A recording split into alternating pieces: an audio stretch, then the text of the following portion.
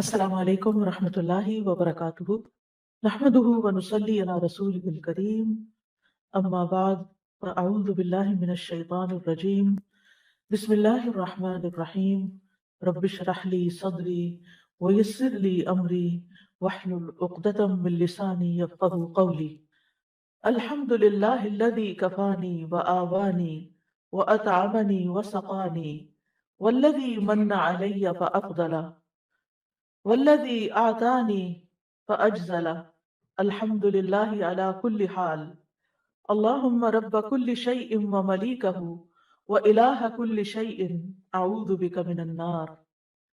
تمام تعریف اللہ کے لیے ہے جس نے میری کفایت کی اور مجھے رہنے کی جگہ عنایت فرمائی، مجھے کھلایا پلایا، اور جس نے مجھ پر احسان کیا اور بہت زیادہ کیا، جس نے مجھے دیا اور خوب دیا۔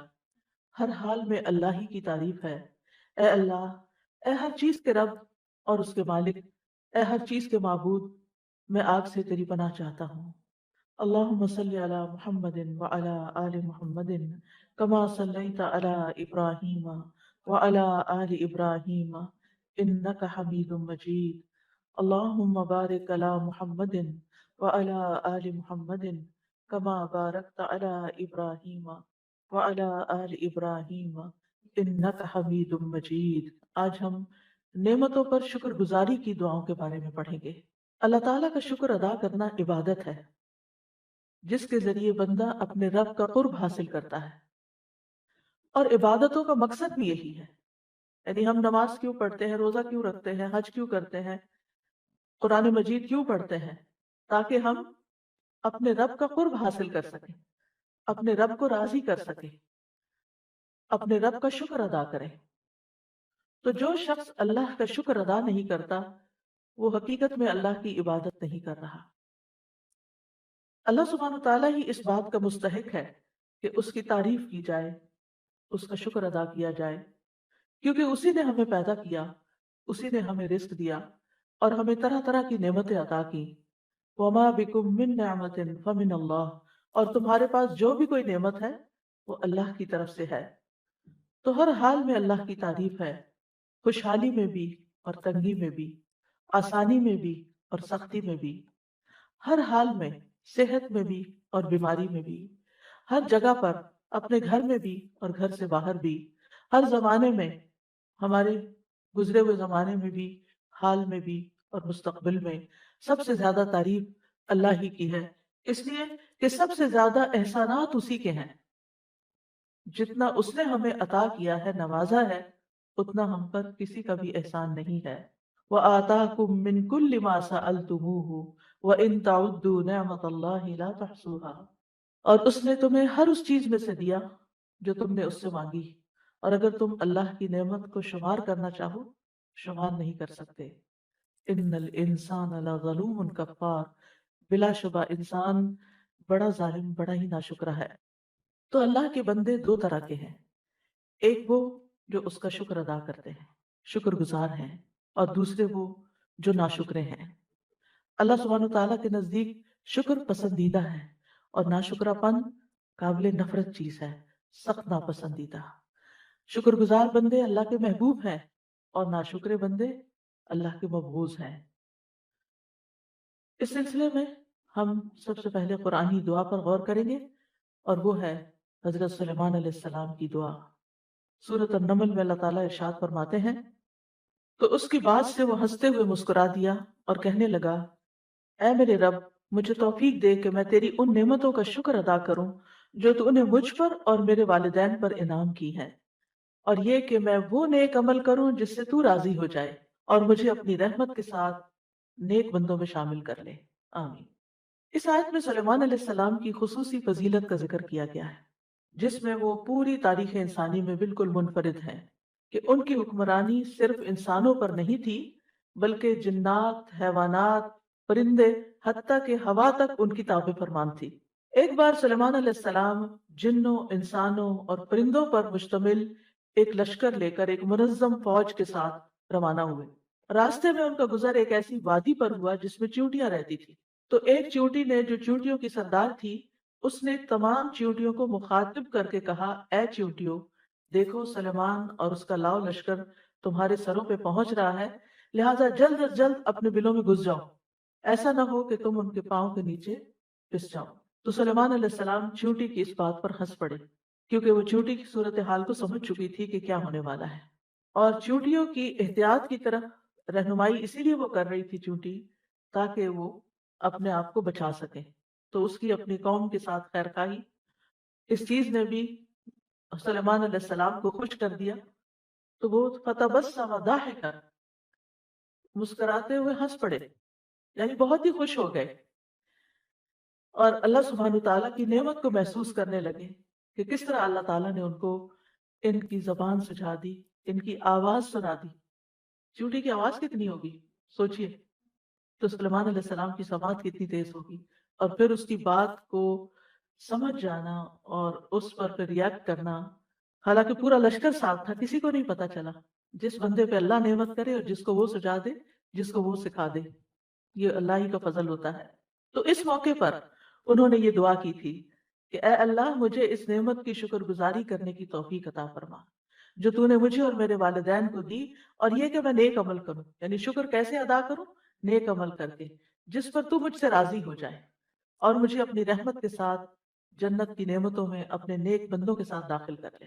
یہاں پر ہم دیکھتے ہیں کہ جو سلیمان علیہ السلام کا مسکرانا ہے، اس میں ضحک کا لفظ آیا ہے، کیونکہ بعض اوقات ناراضگی کی وجہ سے بھی مسکرایا جاتا ہے، خفگی والی مسکراہٹ بھی ہوتی ہے، جیسا کہ کعب بن مالک کے قصے میں آتا ہے کہ نبی صلی اللہ علیہ وسلم کے بارے میں وہ کہتے ہیں، تبسم تبسم المغضب، کہ رسول اللہ صلی اللہ علیہ وسلم مجھے دیکھ کر مسکرائے غصے والے کی طرح مسکرانا، یعنی غصے والا، جو متحمل حلیم شخصیات ہوتی ہیں وہ غصے کی حالت میں بھی مسکرا سکتی ہیں، تو وہ مسکراہٹ اس طرح کی مسکراہٹ نہیں ہوتی جو انتہائی خوشی کی مسکراہٹ ہوتی ہے۔ اسی طرح بعض اوقات انسان دوسرے کی تحقیر کرتے ہوئے بھی مسکراتا ہے، اس کو حقیر سمجھتے ہوئے۔ تو یہاں پر اسی لیے اللہ سبحانہ وتعالیٰ نے تبسم کے ساتھ ضاحکن کی قید لگائی ہے کہ یہ تبسم خوشی کا تھا، شکر گزاری کا تھا، اور ضحک ہوتا ہے چہرے کا کھل جانا اور خوشی سے دانتوں کا ظاہر ہو جانا۔ اس کے آگے ہوتا ہے قہقہا، آپ قہقہا نہیں لگا رہے، یعنی ایک ہے صرف مسکرانا، اور ایک ہی کہ اتنا مسکرانا کہ پھر دانت بھی ظاہر ہو جائے۔ اور اسی لیے آپ دیکھیں کہ جو دانت مسکرانے میں ہنسنے میں ظاہر ہوتے ہیں ان کو ضواحک کہا جاتا ہے۔ تو سلیمان علیہ السلام ایک طرف تو چیونٹی کی دانش مندی پہ مسکرا رہے تھے، اس کی خیر خواہی پہ مسکرا رہے تھے، دوسری وجہ یہ کہ اپنی نیک نامی اور شہرت کی وجہ سے کہ چیونٹیاں تک جانتی تھی کہ سلیمان علیہ السلام ایک عادل بادشاہ ہیں، ہم؟ وہ جان بوجھ کر کسی پر زیادتی نہیں کرتے، ہاں ان کو پتہ نہیں چلے گا تو اور بات ہے، پھر وہ تمہیں انجانے میں لتاڑ جائیں گے۔ اور اس سے انہیں اتنی حیرت ہوتی ہے کہ ہم سمجھتے ہیں کہ یہ چیونٹی ایک حقیر مخلوق ہے، جب کسی چیز کو چھوٹا بتانا ہوتا ہے نا تو ہم چیونٹی سے تشبیہ دیتے ہیں۔ چیونٹیوں میں بھی اللہ نے کتنی عقل سمجھ رکھی ہے، اور وہ دنیا میں ہونے والے ادھر ادھر کے جو اپنے آس پاس کے حالات ہیں ان سے واقف ہوتی ہیں کہ کیا ہو رہا ہے، وہ بھی بندوں پر پھر گواہ ہوں گی۔ یعنی بعض اوقات ہم چیونٹیوں کی موجودگی میں کچھ کام کر رہے ہوتے ہیں اور ہم کبھی بھی نہیں یہ سوچتے کہ یہ بھی ہمارے خلاف یا ہمارے حق میں گواہی دے سکتی۔ یہ تو آپ کو معلوم ہی ہے کہ جو شخص علم کی طلب رکھتا ہے، علم حاصل کرتا ہے، اس کے لیے چیونٹیاں دعائیں کرتی ہیں۔ اس کا مطلب یہ ہے کہ چیونٹیوں کو بتایا جاتا ہے یا ان تک یہ علم جاتا ہے کہ فلاں اور فلاں جو ہے آج اس مجلس میں بیٹھا ہوا علم حاصل کر رہا ہے، لہٰذا اس کے لیے تم بھی دعا کرو۔ ہم گھر سے نکل آتے ہیں، ہم تکلیف اٹھاتے ہیں، مشقت اٹھاتے ہیں، علم کے راستے میں نکلتے ہیں، فرشتے پر بچھاتے ہیں، چیونٹیاں دعائیں کرتی ہیں، سمندروں کی مچھلیاں تک دعائیں کرتی ہیں، جو لوگ علم کے راستے پر نکلتے ہیں، کیونکہ یہ معمولی اعزاز نہیں ہے، یہ بہت بڑی خوش قسمتی کی بات ہے، اور اس پر بھی اللہ کا شکر ادا کرنا چاہیے۔ تو دعا کیا ہے؟ رب اوزعنی ان اشکر نعمتک التی انعمت علی وعلی والدی، اے میرے رب مجھے الہام کر، مجھے توفیق دے۔ یہ دونوں معنی کیے جاتے ہیں وضع کے۔ وضع کا اصل معنی ہوتا ہے روکے رکھنا، سنبھالنا، قابو میں رکھنا۔ یعنی سلیمان علیہ السلام نے یہ دعا کی کہ اے میرے رب تو نے مجھے جو یہ فضیلت عطا کی ہے، جو نعمت عطا کی ہے کہ میں حشرات تک کی بولی سمجھ لیتا ہوں، ایسا نہ ہو کہ میں کہیں کسی غرور یا طغیانی میں مبتلا ہو جاؤں، بلکہ میری باگ تو اپنے ہاتھ میں رکھ، اور مجھے شکر کے رستے پر ہی گامزن رکھ، مجھے توفیق دے کہ تو نے مجھ پر اور میرے والدین پر جو فضل عظیم عطا کیا ہے، اتنا بڑا فضل کیا ہے، میں اس کا شکر ادا کر سکوں. یعنی صرف اپنی نعمتوں کا نہیں، ان نعمتوں کا بھی جو تو نے میرے والدین پر کی. اور وہ کس شکل میں؟ وَأَنْ أَعْمَلَ صَالِحًا تَرْضَاهُ، ایسا نیک عمل کروں جس سے تو راضی ہو جائے. اس سے یہ پتہ چلتا ہے کہ بعض اوقات انسان نیک عمل کرتا ہے لیکن اللہ تعالیٰ اس نیک عمل سے خوش نہیں ہوتے. جی، کیونکہ بعض اوقات انسان وہ نیک عمل کر کے عجب کا شکار ہو جاتا ہے. واہ میں نے کمال کر دیا، آج تو میں اتنی دیر نماز میں کھڑا رہا. بعض اوقات ہم اپنے قرآن پڑھنے پہ بڑا فخر کرنے لگتے ہیں یا اور نیکیوں پہ ہم عجب کا شکار ہو جاتے ہیں. عجب ہوتا ہے خود پسندی، اپنا آپ بہت اچھا لگتا ہے، اپنی نیکیاں اپنی چیزیں بہت، یعنی انسان بہت یعنی بھرا ہوا ہوتا ہے اپنے آپ سے ہی کہ خود کو بڑی چیز سمجھنے لگتا ہے کسی نیکی کی وجہ سے. تو اللہ سبحانہ تعالیٰ کو ایسا عمل پھر پسند نہیں آتا کہ جو صرف اپنی بڑائی ظاہر کرنے کے لیے ہو. بعض اوقات نیک عمل کیا جاتا ہے ریاکاری کے لیے، لوگوں کو دکھانے کے لیے. مسجد بنائی عالی شان، لیکن مقصد کیا تھا کہ میرا نام دنیا میں باقی رہے، میرے نام کی پٹی یہاں لگے، جو بھی آئے گا میرے مرنے کے بعد وہ دیکھے گا فلاں حضرت نے یہ مسجد بنوائی تھی. حالانکہ مسجد تو اس مقصد کے لیے بننی چاہیے تھی کہ لوگ اس پہ نماز پڑھیں اور اللہ تعالیٰ خوش ہو جائیں، راضی ہو جائیں. بعض لوگ کنواں کھدواتے ہیں یا اور کوئی کام کرواتے ہیں تو وہ اصرار کرتے ہیں کہ ہمارے نام کی پٹی ضرور لگے، اس پہ لکھے کہ یہ کس کے لیے ہے، یہ لکھے کہ میرے والدین کے لیے صدقہ جاریہ ہے، اور نیچے اپنا نام لکھواتے ہیں یا پھر والدین کا نام لکھواتے ہیں. اب آپ دیکھیں کہ ایک عام شخص گاؤں کا ان پڑھ دیہاتی آئے گا، ایک کیونکہ کنویں عموماً وہیں کھدوائے جاتے ہیں جہاں لوگ بےچارے زندگی کے ان کے پاس ریسورسز نہیں ہوتے اور محتاج ہوتے ہیں پانی کے بھی. تو وہاں پر اگر آپ نے پٹی لگا بھی دی تو کیا ہوگا؟ آدھے لوگ تو پڑھ ہی نہیں سکیں گے اس کو. دوسرا یہ کہ وہ آپ کو جانتے ہی نہیں ہے کہ آپ کون ہیں. تیسرا یہ کہ کسی کوئی اور بھی سیکھ جائے گا کہ ہاں یہ بھی شہرت کے لیے پٹیاں بھی لگوائی جاتی ہیں. تو اب اس سے کیا ہے، آپ کے دل کو تو تسلی ہوگی، لیکن سوچنے کی بات یہ کہ کیا واقعی آپ کے اس کام میں ایسا اخلاص تھا کہ اللہ تعالیٰ کو بھی پسند آیا، اللہ بھی اس سے راضی ہو.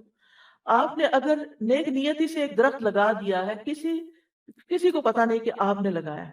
آپ نے کنواں کھدوا دیا، کسی کو نہیں پتا کہ آپ ہیں پیچھے وہ پیسہ دینے والے یا کرنے والے. کیا اس سے آپ کی نیکی میں، ثواب میں، اجر میں کوئی کمی واقع ہو جائے گی؟ ہرگز نہیں. جو آپ کا مقصد ہے کہ ایسا نیک عمل کروں کہ اللہ راضی ہو جائے، وہ پورا ہو گیا، سمجھے سب کچھ ہو گیا، سبھی کچھ ہو گیا. اور آپ دیکھیں پھر ہماری نیت ہوتی ہے کہ چلے ہم اس لیے نام لکھواتے ہیں کہ کوئی ہمارے لیے دعا کرے گا یا ہمارے والدین کے لیے دعا کرے گا. یاد رکھے جس پر آپ نے احسان نیک نیتی کے ساتھ کیا، بغیر احسان جتائے آپ نے نیکی کی کسی کے ساتھ، تو پھر وہ خود بخود دل سے آپ کو دعا دے گا. اور ویسے بھی یہ ہے کہ انسان اگر کوئی کسی کو دعا نہیں دیتا، اگر آپ لکھیں بھی نہ کہ دعا کریں، تو پھر بھی کیا آپ کو یقین ہے کہ کوئی دعا کرے گا؟ نہیں. اس کی مرضی ہوگی، اس کا دل خوش ہوگا تو وہ خود ہی دعا کر دے گا، چاہے نام نہ بھی لکھا ہوا ہو. اور اگر اس کا دل خوش نہیں، اس ناشکرا انسان ہے، نہ وہ رب کا شکر گزار ہے، آپ کا کہاں سے ہوگا؟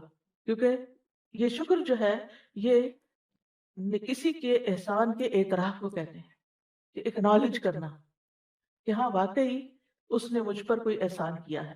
اور یہ انسانی صفات میں سے ایک بہت اعلیٰ و عرفہ صفت ہے.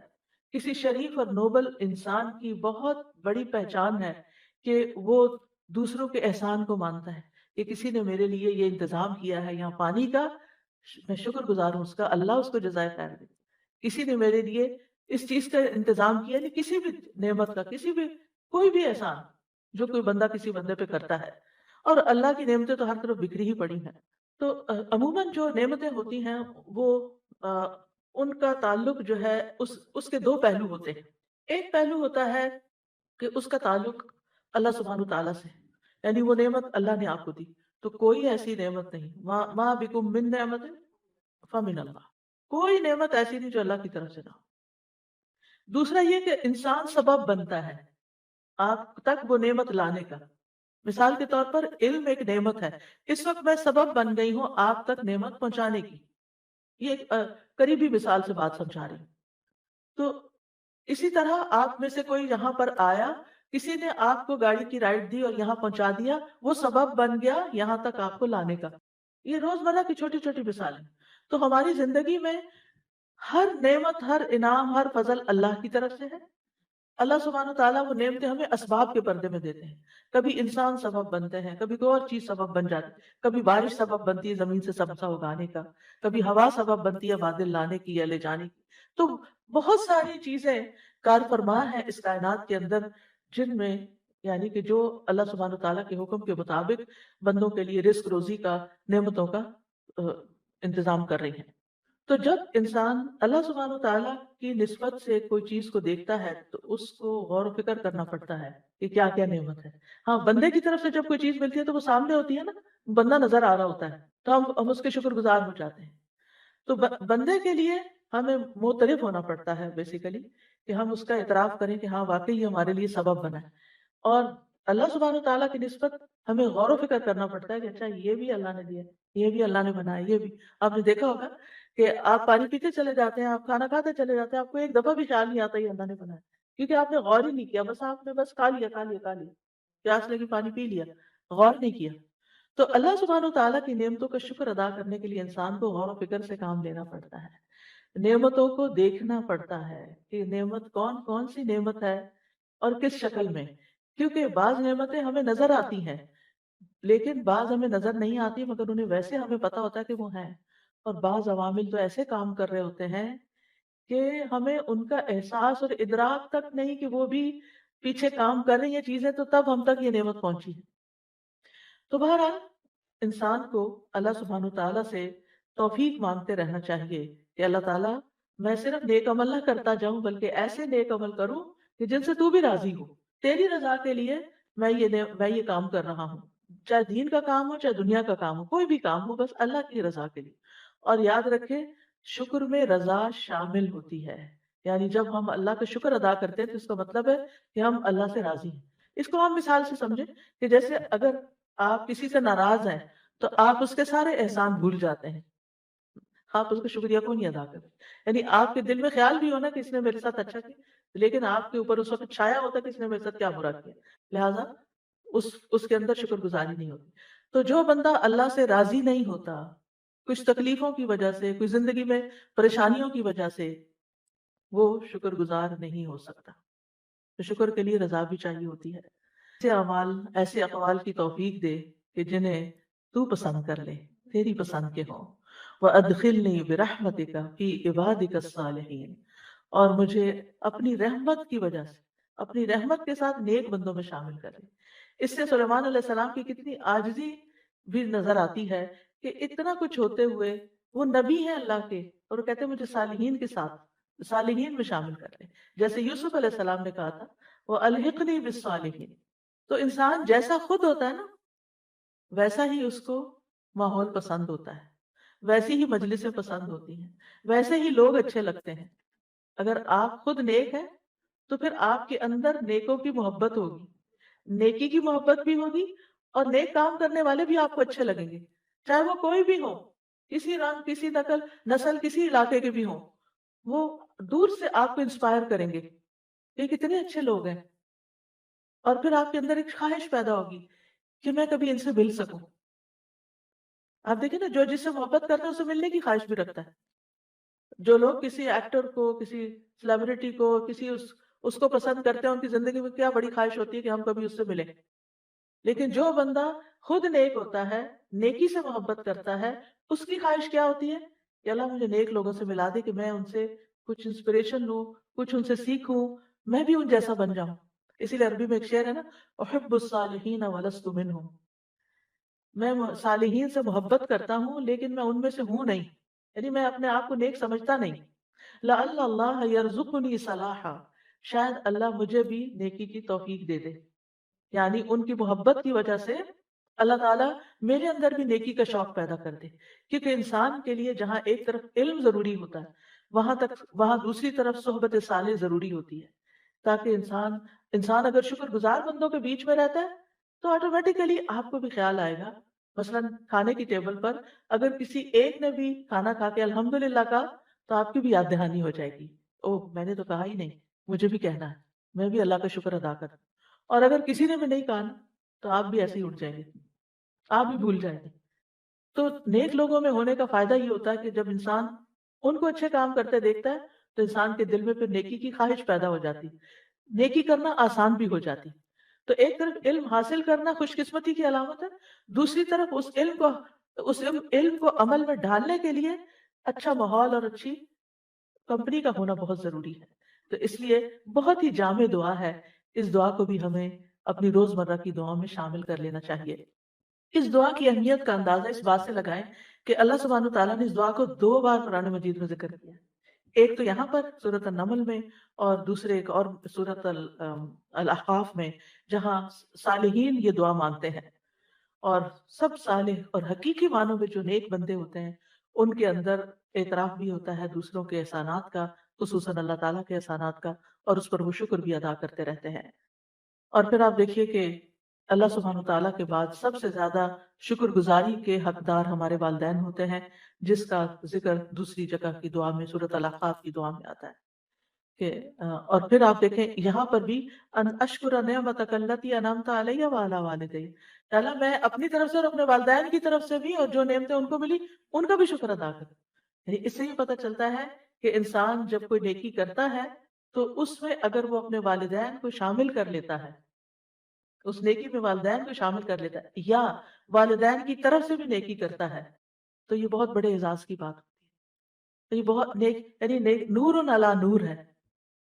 آپ صدقہ کریں، اپنی نیت بھی کریں، لیکن والدین کو بھی نیت میں شامل کر لیں. پھر اسی طرح آپ مثلاً کوئی بھی اچھا کام کرتے ہیں تو آپ کے دل میں یہ خواہش ہونی چاہیے کہ اللہ اس کا ثواب ہمارے والدین کو پہنچے. کیونکہ جو والدین کا شکر گزار نہیں ہوتا وہ کسی رشتے کا شکر گزار نہیں ہوتا، وہ کسی کا بھی خیر خواہ نہیں ہو سکتا، وہ کسی کے لیے بھی کھرا نہیں ہو سکتا، کسی کے لیے بھی مخلص نہیں ہو سکتا.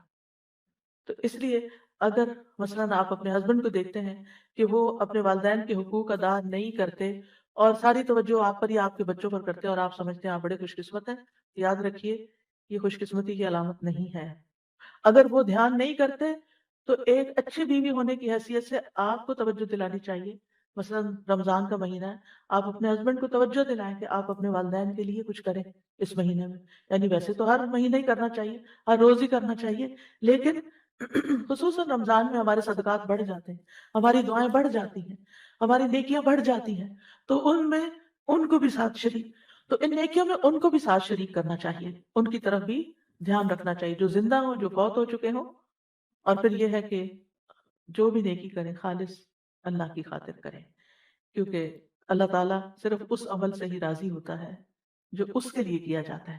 جس میں ہم کسی اور کو شریک کر لیتے ہیں پھر وہ عمل اللہ تعالیٰ کے لیے ناپسند ہی، کیونکہ وہ ملاوٹ والا ہو جاتا ہے. آپ اپنے لیے کون سی ملاوٹ والی چیز پسند کریں گے؟ محبت میں ملاوٹ پسند کریں گے، یا پھر کسی کھانے میں ملاوٹ پسند کریں گے، یا کسی اور چیز میں؟ کسی بھی چیز میں نہیں. خالص، آرگینک، ہولسم. تو اللہ سبحانہ تعالیٰ کے ساتھ جب معاملہ ہو تو وہ بھی خالص ہی ہونا چاہیے، اس میں کسی قسم کی کوئی ملاوٹ نہیں ہونی چاہیے. بس صرف جو نیکی ہے وہ اللہ کی رضا کے لیے ہے. یہاں تھوڑا سا شکر کو مزید سمجھنے کی بھی ضرورت ہے کہ شکر ہوتا کیا ہے. شکر ہوتا ہے کسی نعمت کا تصور کرنا، یعنی ضروری نہیں کہ نعمت سامنے ہو، امیجن کرنا نعمت کے بارے میں، اور پھر اس کا اظہار کرنا، اس کا اظہار کرنا. اس کے برعکس ناشکری کیا ہوتی ہے؟ نعمت کو بھول جانا، کسی کا احسان بھول جانا اور اس کو چھپا دینا، کبھی ذکر بھی نہ کرنا، کسی کے آگے اس کو مینشن بھی نہ کرنا، نہ اس شخص کا شکریہ ادا کرنا اور نہ ہی کسی اور کے سامنے اس کی تعریف کرنا. پھر اسی طرح معمولی چیز پر بھی راضی ہونا شکر کہلاتا ہے. یعنی ضروری نہیں کہ نعمت بہت بڑی ہو، آؤٹ اسٹینڈنگ ہو، اور کوئی بہت ہی حیران کن چیز ہو تو پھر آپ کے اوہ یہ ہے میری نعمت اور اس پر میں شکر ادا کرتا ہوں. نہیں، چھوٹی نعمت ہو یا بڑی نعمت ہو، معمولی سے معمولی چیز پر بھی شکر ادا کرنا چاہیے. اگر آپ کو سحری یا افطاری میں بہت تھوڑا ٹائم ملتا ہے کھانے کے لیے، لیکن اگر کھانا مل جاتا ہے تو اس پر بھی شکر ادا کریں. یہ نہیں کہ اوہ یہ نہیں کھا سکی، وہ نہیں کھا سکی، یہ نہیں ہو سکا، وہ نہیں ہو سکا، آج تو پانی نہیں صحیح طرح پیا کیا. نہیں، کوئی بات نہیں. شکر الحمدللہ کہ پانی تھا، جو آپ نے پیا اس پر شکر گزاری، تھوڑا بھی کافی ہو جائے گا. نیند کم ہوئی، تھوڑی بھی کافی ہو جائے گی، اس پر بھی راضی، شکر گزاری کہ اللہ تیرا شکر ہے کہ اتنا بھی تو نے آرام دے دیا. اسی طرح عربی میں کہتے ہیں عین شکرا، عین شکرا. اس کا مطلب ہے وہ آنکھ جو آنسوؤں سے بھرپور ہو. یعنی جیسے شکر کرتے ہیں تو دل بھر جاتا ہے، جیسے آنکھ میں آنسو بھر جاتا ہے. تو اس یعنی شکرا کا لفظ یعنی دل کا بھر جانا پھر اس نعمت کے احساس سے۔ ابن قیم کہتے ہیں شکر کا مطلب ہے بندے کی زبان پر اللہ کی نعمت کا اثر ظاہر ہو، اس طرح کی زبان اللہ کی تعریف بیان کرے اور نعمت کا اعتراف کرے، دل میں اس کا تصور ہو اور اللہ کی محبت ہو، اور اعضاء اس کی فرما برداری کرے۔ اسی طرح ابو عبد الرحمن حبلہ کہتے ہیں یا حبلی کہتے ہیں کہ نماز پڑھنا شکر گزاری ہے۔ نماز پڑھنا کیا ہے؟ شکر گزاری۔ روزے رکھنا شکر گزاری ہے۔ ہر خیر کا کام جو آپ اللہ کی رضا کے لیے کرتے ہیں وہ شکر گزاری ہے۔ شکر گزاری کا سب سے افضل کلمہ الحمدللہ ہے۔ اور اگر آپ دیکھیں تو آج کل ہمیں کتنی نعمتیں ملی ہوئی ہیں۔ یہ رمضان کا ہونا نعمت ہے، قرآن کا ملنا اس مہینے میں نعمت ہے، ہمیں پڑھنے کی توفیق ہو جانا یہ نعمت ہے، رات کا قیام ایک نعمت ہے، دن کا روزہ رکھنا ایک نعمت ہے۔ یہ ساری نعمتیں ہیں جن کا ہم ایک طرح سے شکر ادا کر رہے ہیں، کیونکہ نعمتیں صرف کھانے پینے کی حد تک محدود نہیں۔ کھانا کھا کے تو پھر بھی ہم الحمدللہ کہہ دیتے ہیں، لیکن الحمدللہ علی نعمت الاسلام، الحمدللہ علی نعمت القرآن، الحمدللہ علی نعمت رمضان، الحمدللہ علی نعمت القرآن، الحمدللہ علی نعمت القیام، الحمدللہ علی نعمت الدعاء، کہ اللہ نے ہمیں یہ ساری چیزیں سکھا دی اور ہمیں سب کچھ عطا کر دیا۔ ان سب پر بھی اللہ کا شکر، کیونکہ ہر سانس کے ساتھ ہمیں نعمت مل رہی ہے۔ ہمارے جسم کا رواں رواں اللہ کی نعمت ہے، تو روئے روئے کو شکر ادا کرنے کی ضرورت ہے۔ ابن قیم کہتے ہیں نعمتیں تین قسم کی ہیں، وہ نعمتیں جو بندے کو حاصل ہو چکی ہیں اور بندہ ان کو جانتا ہے، دوسری وہ نعمتیں جن کا بندہ منتظر ہوتا ہے کہ یہ نعمت مجھے مل جائے، مثلا اولاد کی نعمت ہے یا کوئی اور وہ ان کی امید رکھتا ہے۔ نمبر تین، ایسی نعمتیں کہ بندہ ان نعمتوں میں ہوتا ہے، انہیں استعمال کرتا ہے لیکن احساس ہی نہیں کرتا۔ نعمتیں ہیں چاروں طرف، احساس ہی کوئی نہیں، خیال ہی نہیں۔ تو بہرحال نعمت جو ہے وہ ایک آزمائش بھی ہے، ایک امتحان بھی ہے۔ لیبلونی ااشکر ام اکفر، کہ اللہ تعالیٰ مجھے آزما رہا ہے کہ میں اس پر شکر ادا کرتا ہوں یا ناشکری کرتا ہوں، کیونکہ نعمتیں امتحان کے لیے ملی ہیں، اور اسی لیے اللہ تعالیٰ نے کسی کو زیادہ دی کسی کو کم دی۔ زیادہ بھی امتحان ہے اور کم بھی امتحان ہے۔ اب ہونا کیا چاہیے کہ دنیا کے معاملے میں اپنے سے نیچے والے کو دیکھیں اور دین کے معاملے میں اپنے سے اوپر والے کو دیکھیں، تو آپ نعمتوں کا شکر ادا کر سکیں گے۔ اور یہ ایک بہت بڑی نیکی ہے، اور اس نیکی کو کرنے کے لیے بڑا ضروری ہوتا ہے کہ انسان اپنی سوچوں کی حفاظت کرے، اپنے ذہن کی حفاظت کرے، اپنے خیالات کی حفاظت کرے کہ وہ منفی سائڈ پر نہ جائے، یعنی نیگیٹو تھنکنگ نہ ہو۔ یہ شکر گزاری کی سب سے بڑی قاتل ہے۔ ایسی باتیں سوچا کریں انسانوں کے بارے میں بھی، چیزوں کے بارے میں بھی، جگہوں کے بارے میں بھی، کہ آپ کے اندر شکر کے احساسات ابلنے لگے، یعنی دل شکر سے بھر جائے۔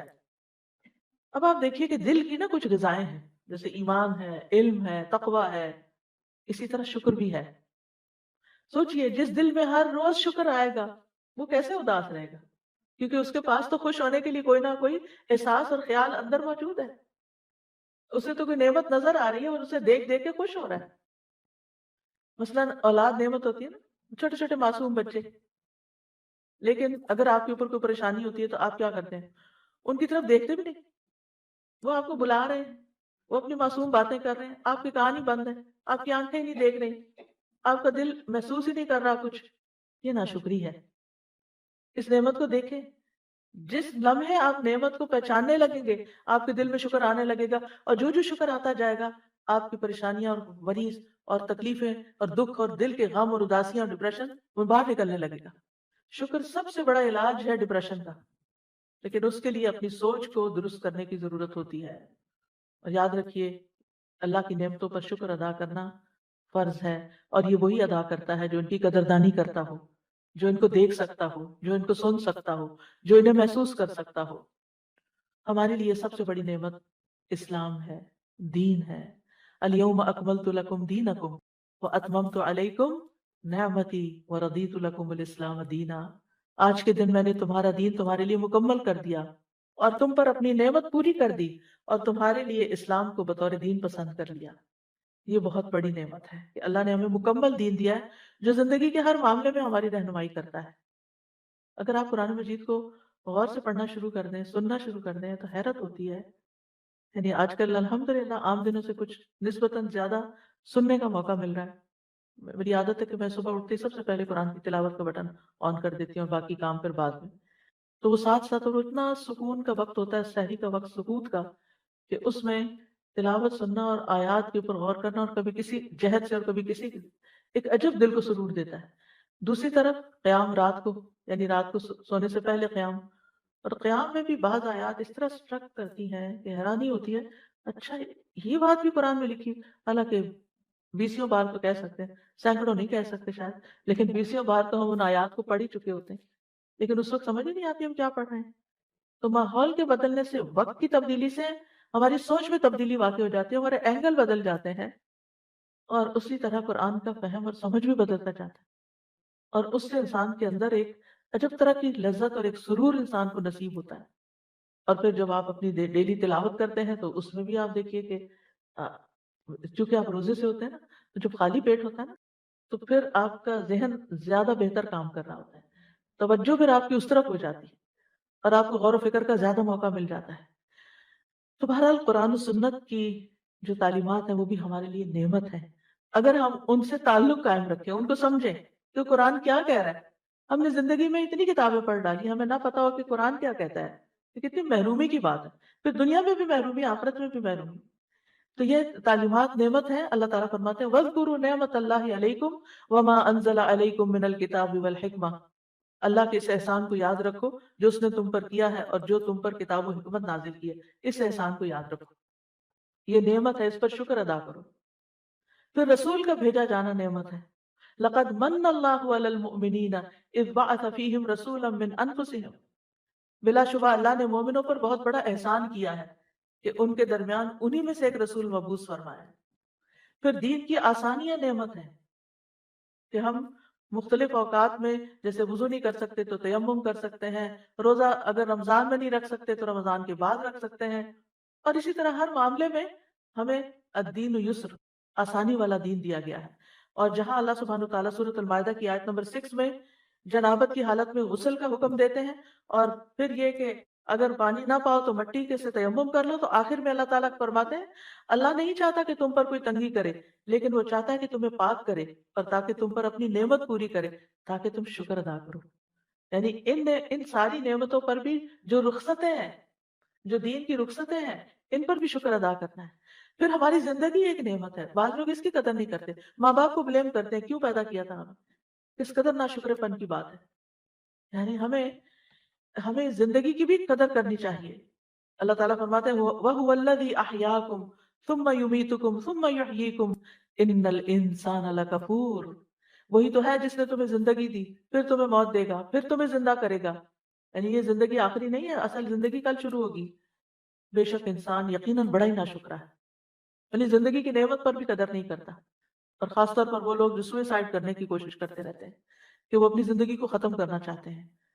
یہ ناشکری پن کی انتہا ہے کہ اللہ سبحانہ تعالیٰ نے آپ کو زندگی جیسی نعمت دی کہ آپ اس میں بہت کچھ اپنی آخرت کے لیے کمائیں اور اپنے لیے جنت کے اعلیٰ مقامات پائیں، اور آپ اسی کو ختم کرنا چاہتے ہیں۔ زیادہ خوش قسمت انسان وہ ہے جس کی زندگی لمبی ہو اور وہ اس میں نیک عمل بھی زیادہ کرے۔ پھر ہمارے اعضاء کا صحیح سلامت کام کرنا، ہمیں دیکھنے کی نعمت، ہمیں سننے کی، ہمیں بولنے کی، یہ ساری چیزیں شکر ادا کرنے کا تقاضا کرتی ہیں۔ وَجَعَلَ لَكُمُ السَّمْعَ وَالْأَبْصَارَ وَالْأَفْئِدَةَ لَعَلَّكُمْ تَشْكُرُونَ، کان، آنکھیں، دل کیوں دیے؟ تاکہ تم شکر ادا کرو۔ پھر صحت اور وقت نعمت ہے۔ بہت سے لوگ ان دو نعمتوں کی قدر نہیں کرتے، جیسے کہ حدیث میں آتے، ایک تندرستی اور دوسرے فراغت، کہ جب بہت زیادہ ذمہ داریاں نہ ہوں اور وقت ہو انسان کے پاس، تو بجائے اس کے کہ وہ اس میں کوئی اچھا کام کرے، وہ ادھر ادھر سستی میں گنوا دیتے ہیں، اور خصوصاً محروم ہے وہ جو اپنی جوانی کو ضائع کر کے تو گنوا دیتے ہیں، جبکہ وہ بہت کچھ کر سکتے ہیں اس وقت میں۔ پھر اسی طرح طبیعت کا خوش ہونا، یہ بھی ایک نعمت ہے، خوشی ملنا اور خوشی کا احساس ہونا۔ آپ صلی اللہ علیہ وسلم نے آپ صلی اللہ علیہ وسلم ایک دفعہ صحابہ کے پاس آئے تو آپ خوش تھے۔ صحابہ نے پوچھا کہ آج ہم کیا وجہ، آج ہم آپ کو خوش دیکھ رہے ہیں؟ آپ نے فرمایا ہاں اللہ کا شکر ہے پھر لوگوں نے خوشحالی اور دولت مندی کا ذکر کیا تو آپ نے فرمایا متقی انسان کے لیے دولت مند ہونے میں کوئی حرج نہیں، یعنی دولت والا ہونا کوئی عیب کی بات نہیں، کوئی بری بات نہیں، کیونکہ جب ہم دین کی طرف آتے ہیں تو ہم سمجھتے ہیں کہ اگر کسی کے پاس دولت ہے ضرور اس نے کوئی ناجائز طریقے اختیار کی، یہ بھی ایک بدگمانی اور غلط بات ہے۔ آپ دیکھیں کہ جس کے پاس زیادہ دولت ہوگی عام طور پر لوگ اس کو برا بھلا کہنا شروع کر دیں گے یا برا بھلا سمجھنا شروع کر دیں گے، تو یہ بڑی زیادتی کی بات ہے۔ آپ کو نہیں پتا کہ کسی نے وہ دولت کس طرح کمائی اور کس طرح حاصل کی۔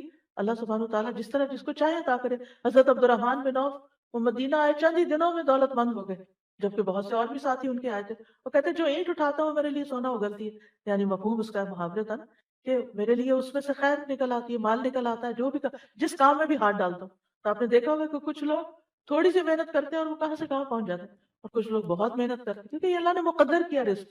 پھر ان نعمتوں کو دیکھ کر یعنی آپ نے دیکھا ہوگا کتنے ہی مالدار ہیں انتہائی اداس اور رنجیدہ اور غمگین، انہیں اس نعمت کا احساس ہی نہیں کہ اللہ نے ان کو کیا کچھ دیا ہوا ہے۔ پھر آپ دیکھیں اللہ تعالیٰ آپ کو گھر دیتا ہے، آپ کی شادی ہو جاتی ہے، آپ کو طرح طرح کے نعمتیں ملتی ہیں، نئے رشتے ملتے ہیں، یعنی شادی تو ہسبینڈ سے ہوتی ہے لیکن اس کے توسط سے نئی بہنیں مل جاتی ہیں، بھائی مل جاتے ہیں، اور رشتے جو رشتوں میں اضافہ ہوتے ہیں، ایک نئے خاندان سے آپ کی واقفیت ہو جاتی ہے، یہ ساری بھی نعمتیں ہیں۔ اور پھر سب سے بڑی بات ہے کہ ان رشتوں میں آپس کی محبت ہونا یہ کتنی بڑی نعمت ہے، لیکن عموماً ہم ناشکری بن کر کر کے ان نعمتوں کو گنوا دیتے ہیں، ہاتھ ضائع کر دیتے ہیں۔ چھوٹی سی بات سے ناراض ہو کر بعض اوقات رشتے ختم ہو جاتے ہیں، کوئی بڑی باتیں نہیں ہوتی۔ اگر آپ طلاق کے کیسز کا جائزہ لیں تو اس میں بہت سے واقعات صرف معمولی ہوتے ہیں، حالانکہ اچھی بھلی ایک اسموتھ زندگی گزر رہی ہوتی ہے۔ تو یہ بھی اللہ سبحانہ وتعالیٰ کا ایک بہت بڑا احسان ہے کہ فَأَلَّفَ بَيْنَ قُلُوبِكُمْ فَأَصْبَحْتُمْ بِنِعْمَتِهِ إِخْوَانًا، دین کی وجہ سے آپس کی محبتیں ہونا اور ایک دوسرے کا غمگسار ہونا، ایک دوسرے کے لیے باعث انس ہونا۔ پھر اسی طرح زمین اور آسمان سے رزق کا برسنا یہ بھی ایک نعمت ہے۔ اللہ تعالیٰ فرماتے ہیں فَكُلُوا مِمَّا رَزَقَكُمُ اللَّهُ حَلَالًا طَيِّبًا وَاشْكُرُوا نِعْمَتَ اللَّهِ إِن كُنتُمْ إِيَّاهُ تَعْبُدُونَ، یعنی کہ کھاؤ پیو اچھا اور اللہ کی نعمت کا شکر ادا کرو اگر تم اس کی عبادت کرتے ہو۔ پھر اولاد کا ملنا جو ہے وہ نعمت ہے، مال نعمت ہے، اسی طرح زمین آسمان پہاڑ درخت سمندر، یہ ساری چیزیں جتنی بھی چیزیں دنیا میں پائی جاتی ہیں یہ ساری نعمت ہے۔ پھر ہواؤں کا چلنا بھی ایک نعمت ہے، بارش نعمت ہے، کشتیوں کا چلنا نعمت ہے، سواریاں نعمت ہیں، یہ طرح طرح کے جانور۔ آج کل اگر آپ جائیں باہر پارک میں دھوپ نکلی ہو تو آپ دیکھیں گے کہ رنگین پرندے اڑ کے آئے ہوئے ہیں کہیں سے، اور وہ چند دنوں کے لیے ہوں گے پھر وہ کہیں اور چلے جائیں گے، کسی اور کو خوبصورتی دیں گے، لیکن کتنے کم لوگ ہیں کہ جو ان کو دیکھ پائیں اور شکر ادا کر پائیں کہ اللہ نے آپ کی نگاہوں کی خوشی کے لیے اللہ نے یہ نعمتیں آپ کے لیے بھیجی۔